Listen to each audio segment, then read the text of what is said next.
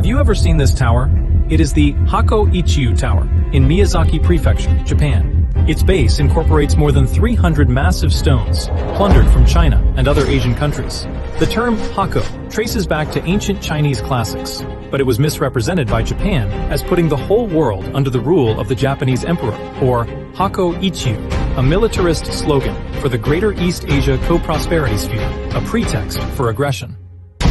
From the Huanggu Twin Plot in 1928 to the signing of the Instrument of Surrender in 1945, over the 17 long years, Japanese militarists committed heinous crimes. They trampled across Chinese soil with ferocious attacks, killing and wounding over 35 million Chinese soldiers and civilians. They escalated savage acts on the Korean Peninsula, where they imposed brutal colonial oppression. They extended their claws across Southeast Asia, perpetrating the Bataan Death March, forced labor along the Thailand-Burma Death Railway, and atrocity after atrocity. They also launched a brazen surprise attack on Pearl Harbor, stoking the flames of war in the Pacific, and ultimately dragging half the world into a living hell. These catastrophes left a wound humanity can never fully heal, and a warning cry from history: never again. Justice at last was served. On May 3, 1946, the Tokyo trials opened. There were 4,336 pieces of evidence, and over 48,000 pages of trial records. Judges from 11 countries, after 2.5 years of trials, exposed the Nanjing Massacre and countless other atrocities. The reading of the judgment lasted 7 full days. For the first time, it was declared through international judicial practice: aggression is a crime, and atrocities must never go unpunished. The verdict laid a bedrock of justice for the post-war order. 80 years ago, there was clear-cut, irrefutable evidence. Yet 80 years on, Japan's right-wing forces have never given up. They visit the Yasukuni Shrine to worship war criminals, honoring Class A war criminals as so-called heroic spirits.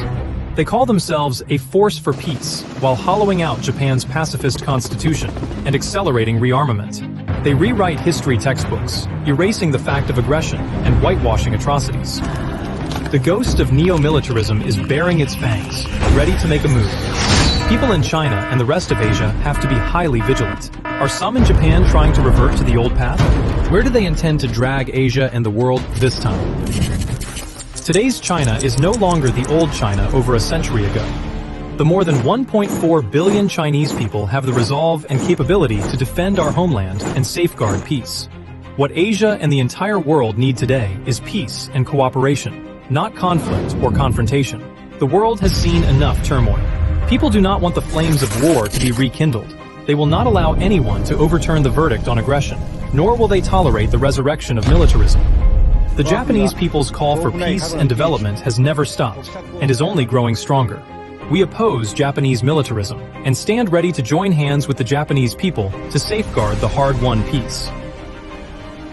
The past cannot be changed, but the future is ours to choose.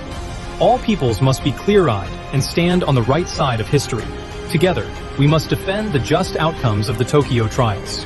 And together, we will walk toward a brighter future.